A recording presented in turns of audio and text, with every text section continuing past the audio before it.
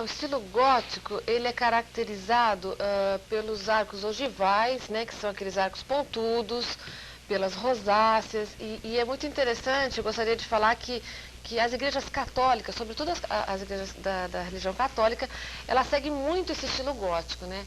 Então é interessante falar sobre isso, o pé direito alto de todas as igrejas, na verdade, significa, ele tem todo um significado, uma simbologia, que na verdade a sensação que pretende é que quando o homem entra na igreja, ele se sinta perante aquela imponência, né, daquele prédio, ele se sinta inferior, né, perante, como se Deus realmente seja um ser superior certo. ao homem, né? Então essa simbologia da arquitetura eu acho muito interessante. Conforme ele explicou, o estilo gótico tem sempre mãos unidas, voltadas para o alto, como se fosse uma pessoa que está em prece, pedindo a proteção de Deus. É maravilhoso esse estilo gótico em tantas igrejas que estão espalhadas em nosso Brasil. Mesmo se a gente for à Europa, aquelas catedrais, muitas delas, têm também este mesmo sentido de um estilo gótico, de uma oração voltada para o Altíssimo. É muito bonito. A senhora, que é uma arquiteta, existem muitas obras históricas. A senhora chegou a restaurar alguma obra histórica que existe?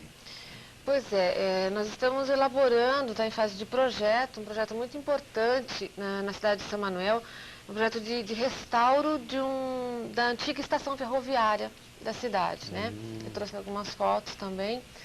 E assim, é muito interessante. É aquilo que estamos vendo lá? Isso. Hoje ela está bem deteriorada, né? Mas eu acredito assim, que vai ser um projeto muito importante para a cidade, para toda a região, porque... Corpus Christi. Não, aí é Corpus Christi, Explique isso aí para nós. Corpus Christi é uma tradição, uma expressão artística, né? Lá da cidade de São Manuel há mais de 50 anos, onde eles enfeitam as ruas antes da passagem da procissão, e eles usam bastante materiais reciclados, como também usam bagaço de cana, vidro moído, café moído. Então é muito que beleza, coisa maravilhosa. Há mais de 50 Eu anos. já tive a oportunidade de me encontrar na festa de Corpus Christi, nessa cidade, vendo as maravilhas desses enfeites nas ruas. Coisa extraordinária. E todos eles com simbolismo, com uma mensagem, através daqueles enfeites, através daquelas gravuras, sempre uma mensagem relacionada com a Eucaristia.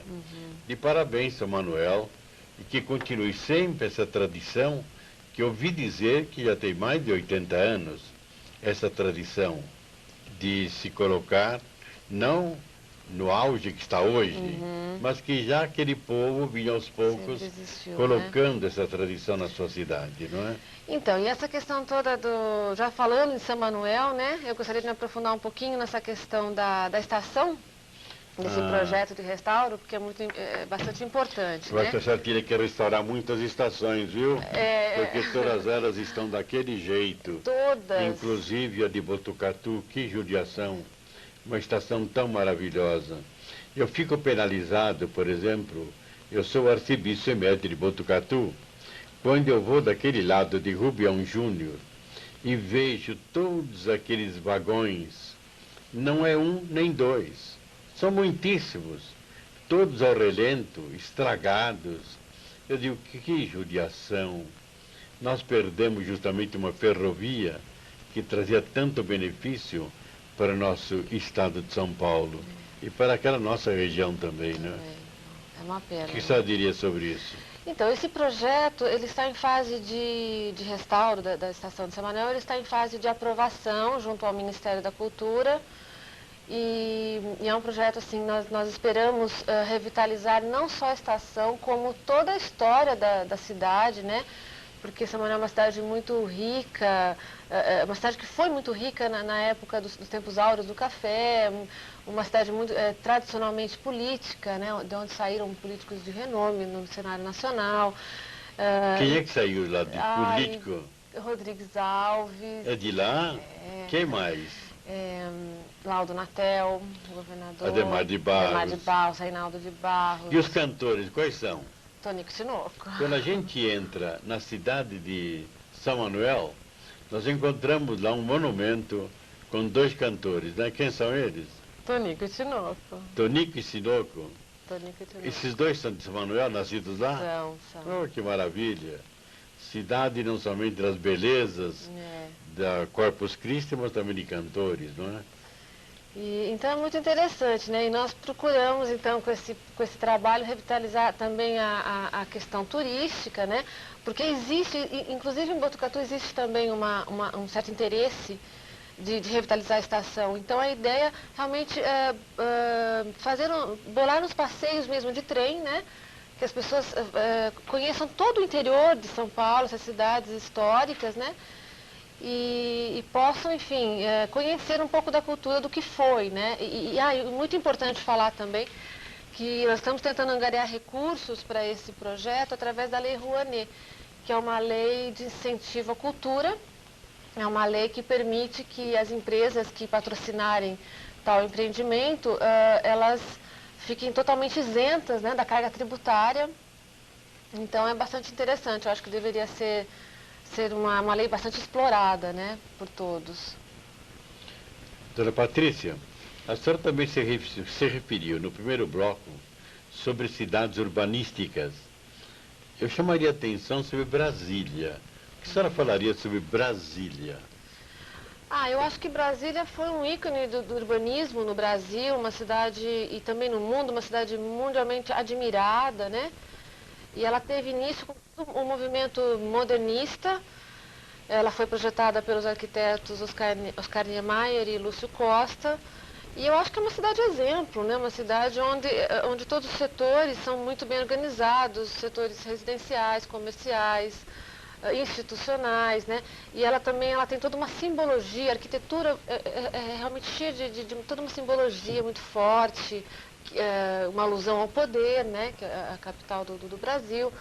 Então eu acho que não podemos falar, né, de urbanismo sem citar Brasília. Eu acho que foi um exemplo de cidade organizada. Eu acho que eles prezam muito também a parte de poluição visual, que nós vemos talvez aqui em São Paulo, uma poluição visual muito grande, né? Uma coisa meio caótica. Eu acho que em Brasília eles tentaram realmente uma beleza estética, assim, uma limpeza visual, né? E também é uma coisa muito bonita lá em Brasília, são aqueles jardins.